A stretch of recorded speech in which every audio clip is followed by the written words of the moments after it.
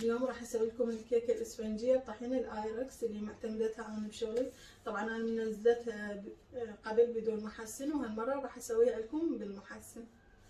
حبايب المقادير: نص كيلو طحين سبونج و6 بيضات ومحسن ونص كوب ماي. هاي المقدار الواحد اللي احنا نسويه.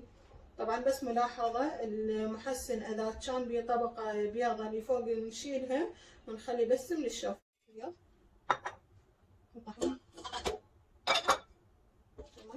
مثل ما قلت لكم نشيل هذا الابيض.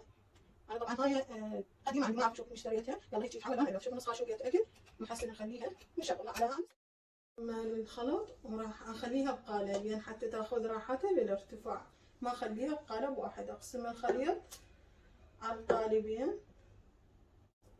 حبايب هاي قسمت الخليط بقالبين، راح اخليه بفرن على درجة الحرارة